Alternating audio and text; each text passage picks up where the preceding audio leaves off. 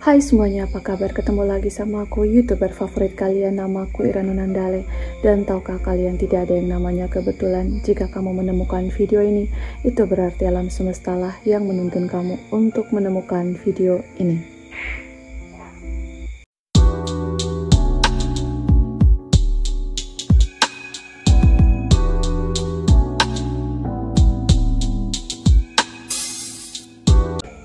Hai semuanya, apa kabar? Video kali ini adalah seputar bagaimana Kak Ira menerapkan the law of assumption dalam hidup Kak Ira.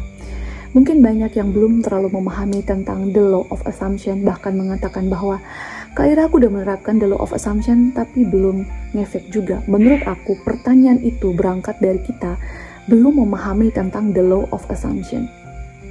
Bahkan kalau kita yang benar-benar memahami the law of assumption, ketika kita sedang memanifest sesuatu, kita bahkan tidak boleh mengatakan bahwa kita sedang memanifest sesuatu.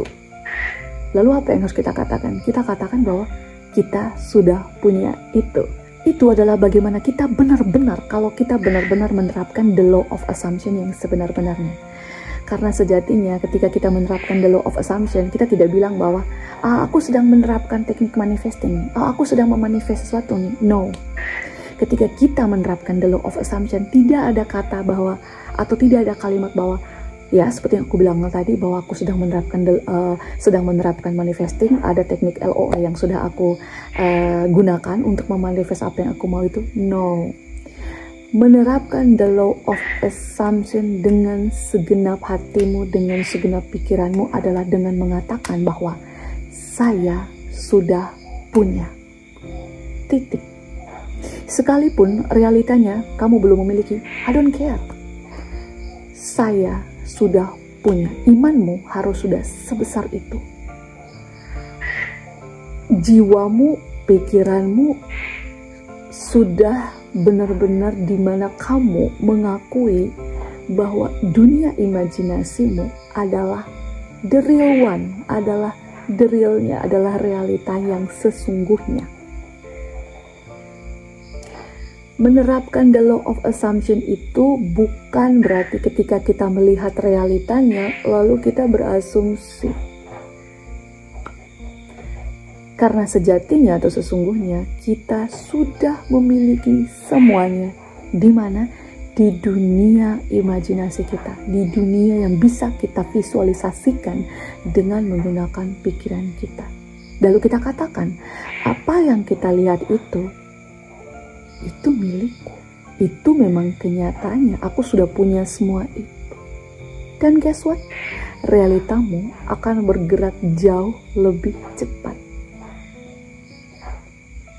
Berbicara soal meyakini sesuatu, itu bukan ketika kita melihat realitanya, lalu kita katakan, karena saya sudah melihat, maka saya yakin. Berbicara mengenai the law of assumption adalah bagaimana kita mempercayai tentang sesuatu yang tidak ada itu adalah ada.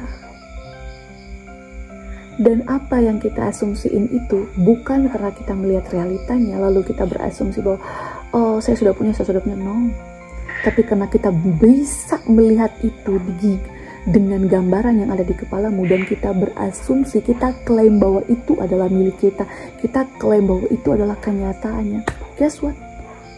Kamu sudah menerapkan the law of assumption dengan cara yang lebih cepat untuk bisa memanifest sesuatu dengan lebih cepat.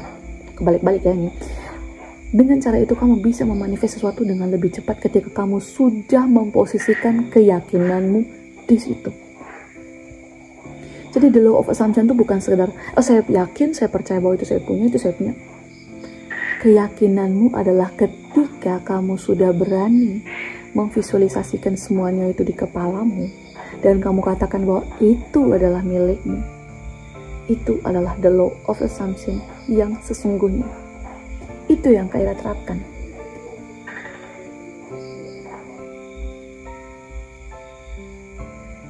Sehingga ketika Kak Ira, apakah Kak Ira kedisek sama realita? No.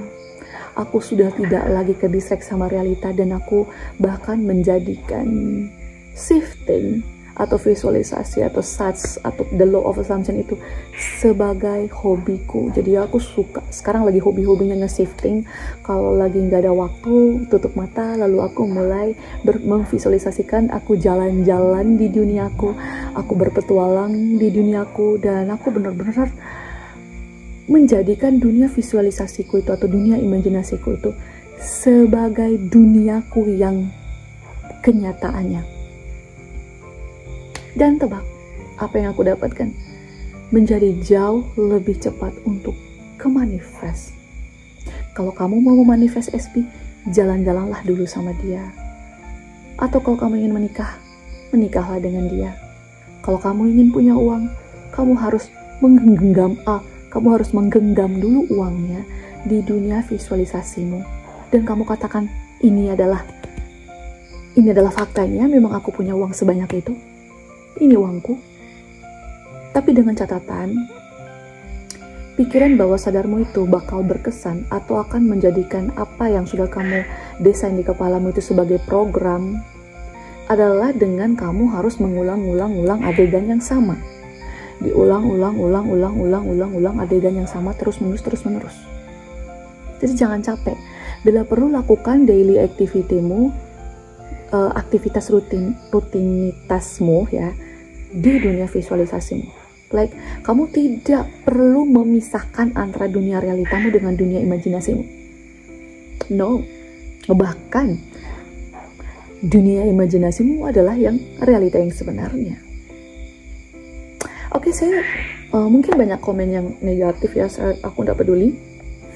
Like mengatakan itu adalah ciri halu, itu adalah ciri orang stres, dan aku nggak peduli.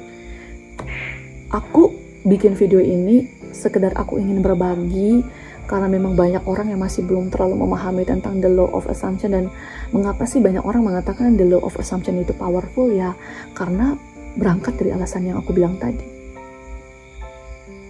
bahwa yang kita asumsiin itu bukan tentang realita, tetapi yang kita klaim bahwa itu benar adalah karena apa yang kita lihat dalam dunia imajinasi kita itu sebagai sesuatu yang fakta, maka realitanya akan segera terwujud atau ke-manifest. Nah, itu dia video aku. Jika kalian suka, silahkan kalian like, kalian komen. Jika kalian punya pertanyaan, subscribe channel ini, like, dan share. Akhir kata, saya Ira Nunandale, YouTuber favorit kalian. Sampai jumpa di video selanjutnya.